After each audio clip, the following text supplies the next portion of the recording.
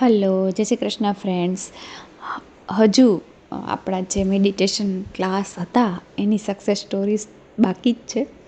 તો આજે એક સક્સેસ સ્ટોરી એની આમાં જે એક મારી જોડે બેન જોડાયા હતા, એણે આની પહેલાં પણ મારી પાસે આ મેડિટેશન શીખ્યું હતું અને એના પાવરથી, એમ કહો ને કે એના પાવરથી, એના વિશ્વાસથી એમણે પોતાની બદલી પોતાના વતનમાં કરાવી, જે એનો કોઈ ચાન્સ જ નહોતો આવવાનો કે એમનો નંબર આવે એમ, અને એમની બદલી થઈ જાય છે. અને એમણે જે તાલુકો ધાર્યો હતો, જે ગામ બાજુ ધાર્યું હતું, એ બાજુ એમની બદલી થાય છે. એ તમે તમારી જાતે જ અહીંયા સાંભળશો, એમના જ વોઇસમાં એમની સક્સેસ સ્ટોરી.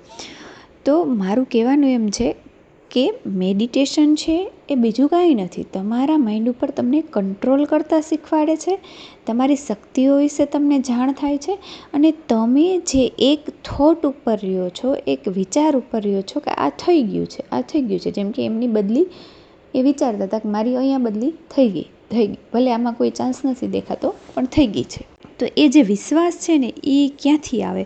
તો કે મેડિટેશન તમે કરો ને એટલે તમારી જે વિચારોની વિવરિંગ છે, મતલબ વારંવાર નેગેટિવ વિચાર આવે, કેમ થશે ને શું, આપણે છે ને કેમમાં બહુ પડીએ, કેવી રીતના થશે, આ કેવી રીતના થશે, પણ કેવી રીતના એ આપણો પ્રશ્ન જ નથી.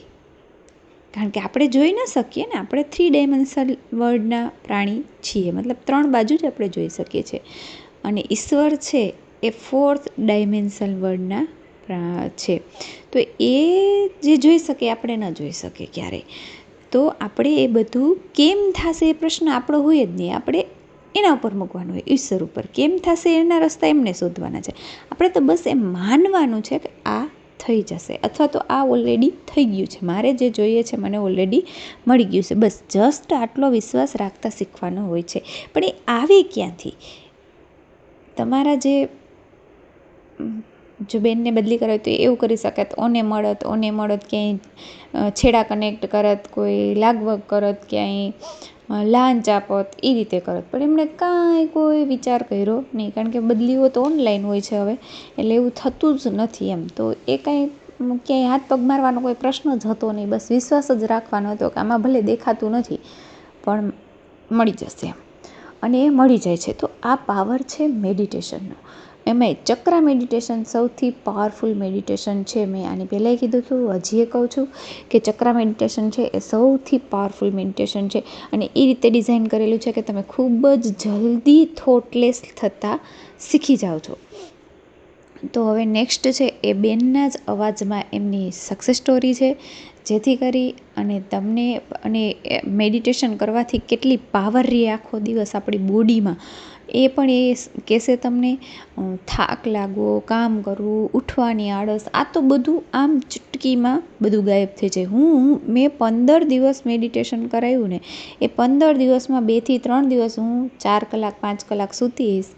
બાકી દરરોજ 11:30 પોણા 12 સૂવાનું ને સવારે 3:30 ઉઠવાનું. અને દિવસમાં ક્યારેક ઝોલું મારવા મળે, નહીંતર ન ઝોલું નહીં લગાવવાનું. છતાંય કાંઈ ફેર નથી પડતો. આજે અત્યારે હું રાતે 11:30 વાગે આ રેકોર્ડિંગ કરું છું. તો મારું કહેવાનું એમ છે કે તમે થાકો નહીં, તમે એનર્જેટિક રહો. કારણ કે આપણા માઇન્ડને જેમ તમે ઊંઘ કરો ને જે શાંતિ મળે, એટલી જ મેડિટેશન કરવાથી એનાથી પણ ડબલ શાંતિ મળે છે.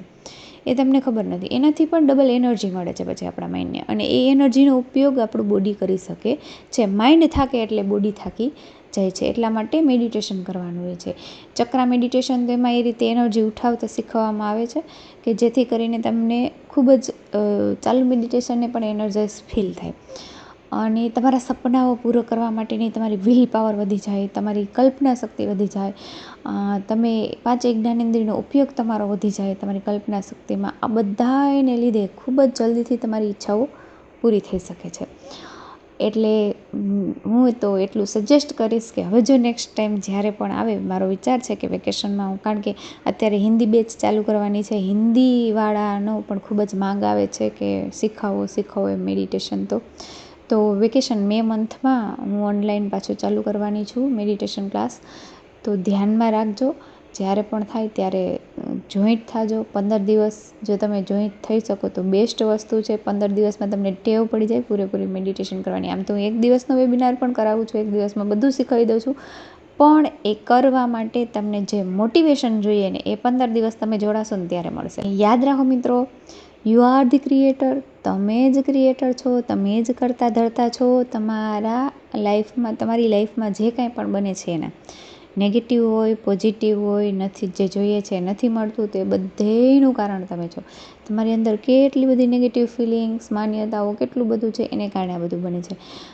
પણ યાદ રાખો, તમે એને બદલી શકો છો by doing meditation, scripting, affirmation, positive affirmation, visualisation. આ બધી વસ્તુની હેલ્પથી તમે તમારી લાઈફને જોઈએ એવી સુંદર બનાવી શકો છો. જે ઈચ્છો તે મેળવી શકો છો.